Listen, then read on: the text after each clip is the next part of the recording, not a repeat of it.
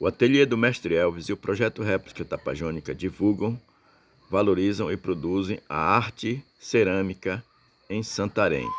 Venha conhecer o nosso espaço. Olá, eu sou Elvis de Souza Costa, ou Elvis Costa. Eu sou professor da Rede Municipal de Ensino e também sou ceramista. O que me influenciou a começar a fazer a cerâmica em Santarém foram 3 fatores. O primeiro, porque a origem da minha família é da região do Lago Grande, um local onde é um sítio arqueológico. Então, desde criança, eu tive contato com os fragmentos da cerâmica tapajônica. Naquele tempo, nós juntávamos os fragmentos que nós achávamos interessantes, porque eram figuras de animais, figuras humanas, e nós chamávamos naquela época de careta, ou careta de índio. O segundo fator que me influenciou também a iniciar esse processo de produção foi as oportunidades que nós tivemos de momentos culturais aqui na nossa cidade. Já no ano de 1999, eu fui convidado a participar de um concurso de presépios natalinos no Sesc de Santarém. Então, eu decidi fazer um presépio de cerâmica. Era um presépio com os personagens em torno de 80 centímetros. E nesse concurso eu fiquei em segundo lugar. Então isso me deu assim, um motivo muito grande para mim continuar fazendo essa arte cerâmica, né?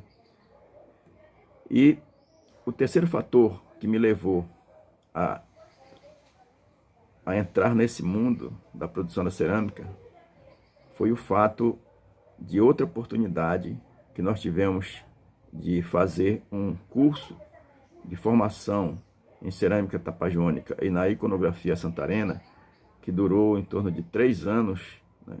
Que foi ofertado pela FIT, aqui de Santarém, hoje atual NAMA. Então, a partir daí, eu já olhei por um outro lado, na questão do lado cultural, da importância da cerâmica arqueológica de Santarém como um dos pilares da nossa cultura, do nosso artesanato. Então, o lado cultural, nesse momento, também falou mais alto. Então, a partir daí, eu comecei a me interessar em aprender e a pesquisar e depois também começar a divulgar e a transmitir essas informações, né, no sentido de formar novos ceramistas. Então, esse trabalho começou principalmente por esses 3 fatores, né? E o quarto fator, como consequência, que é o fator econômico, né? Então, a produção de cerâmica aqui em Santarém, ela ainda é muito escassa, principalmente no que se refere à cerâmica tradicional, à cerâmica arqueológica, né? Poucas pessoas se dedicam a fazer essa produção, né? Então, o que nós produzimos, geralmente ele é comercializado no comércio local e também as encomendas que são realizadas através hoje dos aplicativos, né? Então, nós divulgamos o nosso trabalho através das redes sociais, através do Instagram, através do Facebook, através de blogs, né? E através do WhatsApp também. E através disso a gente recebe as encomendas e a partir daí a gente vai também produzindo e fazendo esse comércio a partir desse contato que a gente tem diretamente com o cliente através das redes sociais. E também nós distribuímos as nossas peças nas lojas locais, né? Tem algumas lojas que revendem esses produtos artesanais, então também nesse locais é comercializado, nessas lojas aqui de Santarém. Atualmente nós temos 2 pontos de cultura principal aqui da nossa cidade, onde são encontrados alguns produtos do artesanato local. Um deles é o Cristo Rei, no qual eu já participei há alguns anos. Hoje eu estou participando no Centro Cultural João Fona, onde eu desenvolvo um projeto desde 2017 e lá nós criamos uma loja física, e aonde nós colocamos em exposição aquilo que nós produzimos, tanto nas oficinas quanto também na produção dos ateliês. E essas peças elas ficam à disposição dos visitantes que queiram adquirir uma dessas lembranças da cerâmica aqui de Santarém. E falando da produção da cerâmica, como é que se dá essa produção? Primeiro, a matéria-prima utilizada para a cerâmica é a argila ou barro, como é conhecido tradicionalmente aqui por muitas pessoas. Essa argila ela é encontrada em diversos locais. Ultimamente, os artesãos estão encontrando dificuldades, né, para adquirir essa argila, porque em relação à questão ambiental, né, as indústrias, né, que extraíam essa argila, eles têm que ter um documento. Esse documento muitas vezes tem validade, né, uma licença ambiental, e ela tem validade. Então, quando encerra, então eles ficam impedidos de extrair e comercializar. É o que está ocorrendo no momento, né? Mas, se nós formos pontuar os locais onde elas são encontradas, na região de Várzea, à margem do rio Amazonas, né, tanto margem direita quanto margem esquerda, ela é rica em solo argiloso, né? Também nós encontramos argila nos leitos dos igarapés, nos barrancos, também na região de Planalto, né? Então, a argila ela se encontra na natureza em diversas cores, né? Cinza, preta, amarela, vermelha, então branca, né? São diversas as cores da argila. Então, essa argila, ao ser retirada do seu ambiente, né, do seu local de origem, né, da fonte, ela chega no ateliê e ela precisa ser preparada para que você possa ser para que ela possa ser utilizada na produção de cerâmica, porque muitas vezes ela vem com algumas impurezas, né? Como ela é o resultado de uma composição de vários elementos, minerais, orgânicos e também outras impurezas, né, que contém na natureza. Então, muitas vezes, esses fragmentos têm que ser retirados para que eles não danifiquem a peça no momento da secagem ou até no momento da queima. Então, o primeiro processo, depois que você retira a argila, é você fazer a sua limpeza, que é a preparação. E deixar essa argila também numa temperatura ideal, uma temperatura flexível, úmida, para que você possa fazer a modelagem e ela possa ter toda essa plasticidade, toda essa elasticidade, para que você possa conseguir fazer a peça de acordo com o seu objetivo, né? Então, depois que você prepara essa argila, você vai fazer a produção da cerâmica. Então, existem várias técnicas de produção. Vamos começar hoje pelas mais modernas.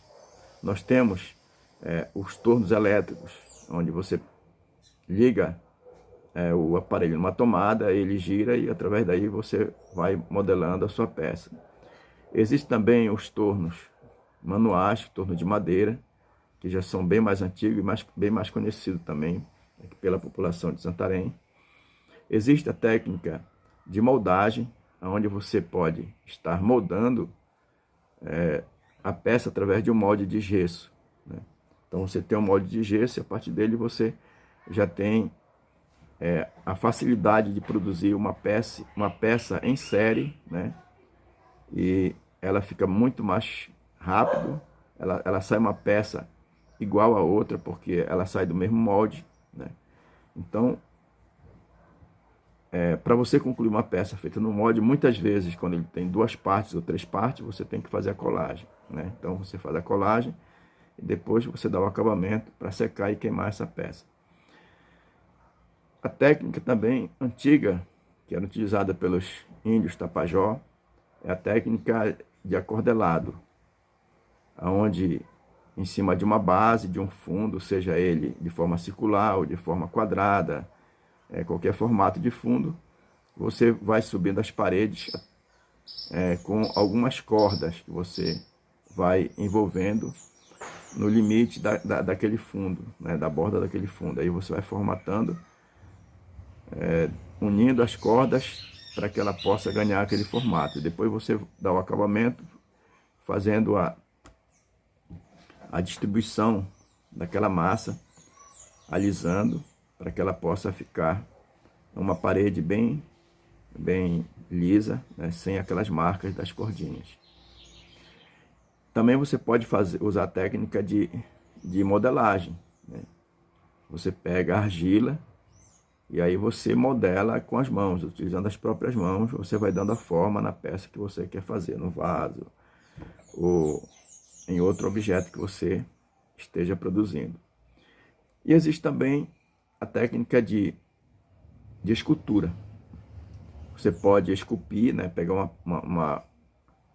uma peça de argila bruta e a partir daí você vai retirando o excesso com algumas ferramentas e aí você esculpe a peça de acordo com o seu objetivo também. E existem outras técnicas como você pode fazer também uma peça oca através do uso de jornais e outros objetos que possam ser queimados. Existem pessoas que fazem uma peça no entorno de isopor, né? Então, tudo isso são técnicas conhecidas, técnicas que são utilizadas para a confecção da cerâmica. Então, depois que você confecciona a sua peça com uma dessas técnicas que foram colocadas aqui anteriormente, aí você vem para a questão do acabamento, melhor dizendo. Você tem que dar o acabamento na peça, você tem que colocar o grafismo, você tem que colocar os apliques, você tem que dar o polimento. E a partir que você conclui esse acabamento, né, aí você deixa a peça para ela secar. Então ela pode ser seca em um ambiente fechado, né, livre da chuva e do sol direto. Então num ambiente aberto, na sombra, e depois de uns 3, 4, 5, até uma semana, ou mais de uma semana, a peça vai secar, né? Então, depois da peça seca, você vai poder fazer a queima, né? A queima de uma peça, ela varia de acordo com o tamanho da peça, né? Existem peças pequenas, como o muriactã. Por exemplo, um muriactã desse tamanho, né, você pode queimar em torno de 2 horas, 2, 3 horas no máximo, essa peça está queimada, né? Assim também com uma peça dessa aqui, que é um apito, né, um apito tapajônico, também ela pode ser queimada em torno de 3 a 5 horas. Já as peças maiores, como esse vaso de cariátides, que é uma peça que já tem um tamanho em torno de 20 a 25 centímetros, ou o vaso de gargalo, que nem esse aqui, que também tem praticamente o mesmo tamanho, né? Então, essas peças levam em torno de 6 até 10 horas de queima. E aí as peças maiores, como as panelas, os alguidares, os fornos e outras peças que tem um tamanho bem maior, ela pode ser queimada até 24 horas. Né? Então, depois da queima, é importante que você deixe o forno esfriar e as peças esfriarem para que você possa retirar do forno. Porque se você tirar as peças ainda quentes, quando ela sai do forno, entra em contato com o ambiente que é mais frio, então ela pode trincar, ela pode ficar toda encraquelada. Então é importante também que você tenha o cuidado de deixar a peça esfriar para que você possa retirar do forno. Então, depois de queimada, ela ela pode passar por um processo de pintura, né? Se você não utilizar a pintura antes, você pode pintá-la depois. Quando você vê o muriactã verde, então geralmente ela foi pintada depois. Hoje já existe o engobe químico em que você já pinta o muriactã antes de queimar e quando ele sai do forno ele já sai na cor que você pintou antes, né? Mas em geral ele é primeiro queimado, depois de queimado ele é pintado, porque essa tinta industrial ela não resiste a alta temperatura, né? Porque para você queimar uma peça dessa aqui, ela chega a uma temperatura em torno de 600, 700, até 900 graus. Então, tudo aquilo que é orgânico, ela se desfaz a partir de 400, 500 graus. Então, ela não resiste. Então, a tinta, ela tem que ser mineral para poder lá resistir a essa alta temperatura. Então, depois de queimada, pintada, aí você vai para exposição e para venda, né? E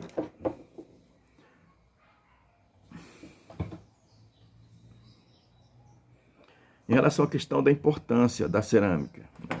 É que vocês perguntam, qual a importância que tem a cerâmica, na minha opinião? Bom, a cerâmica tapajônica, ela faz parte da nossa história, da história, né, do povo de Santarém.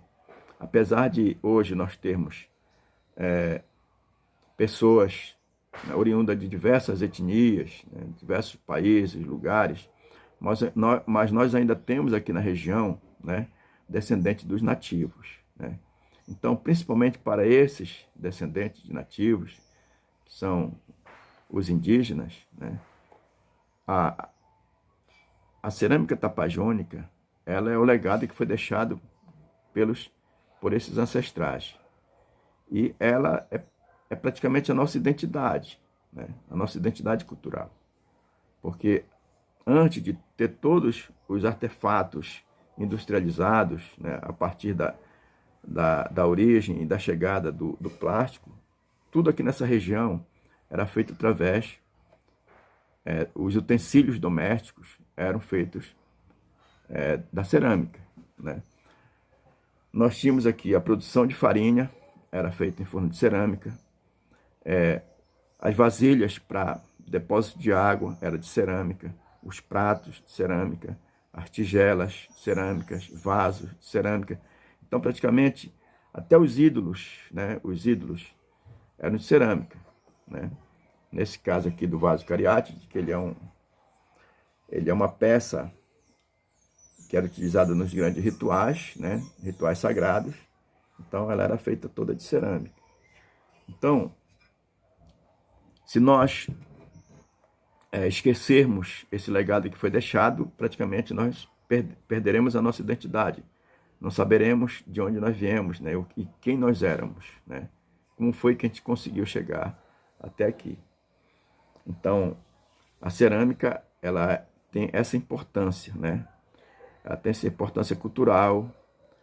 Também ela faz parte da nossa economia, porque a produção de cerâmica ela ainda existe, né, no conjunto do nosso município, né? Nós ainda temos uma grande produção de cerâmica, né? Cerâmica utilitária, cerâmica ornamental, enfim. Então, para mim, ela tem muito esse poder, né, de representar a cultura aqui da Amazônia, né?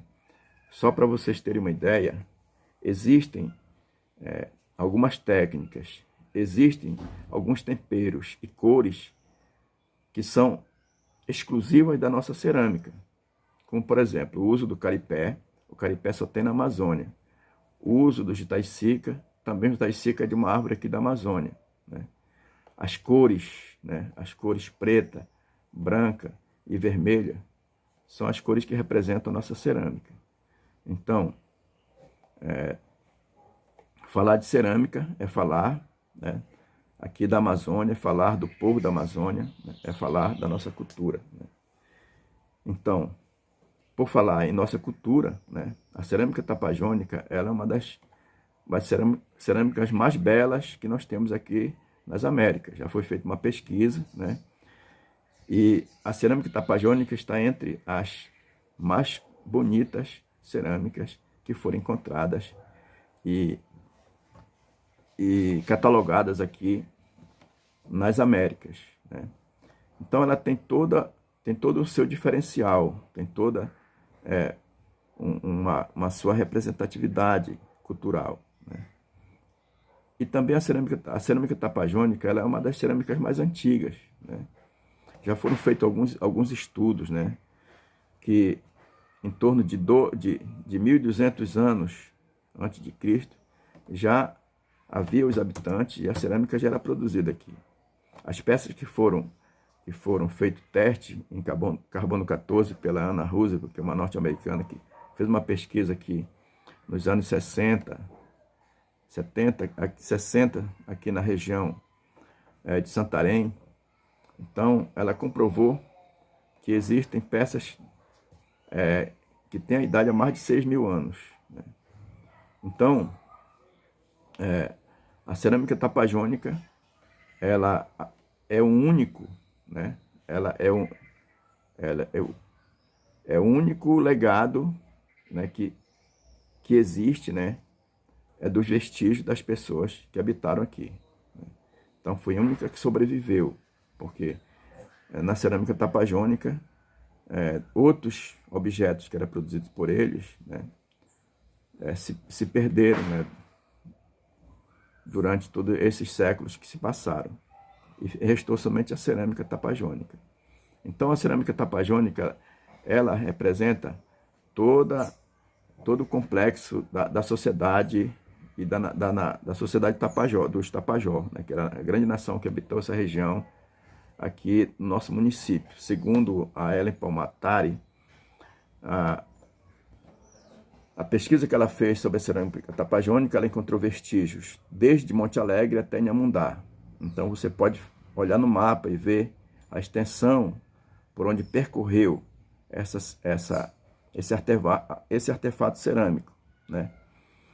Mas, na opinião dela, né, pelas pesquisas que ela fez, ela considera que essa cerâmica é uma cerâmica exclusiva aqui da nossa região de Santarém, porque os maiores bolsões, os maiores sítios, a maior quantidade de peças dessa cerâmica foram encontradas aqui na nossa região, aqui em Santarém.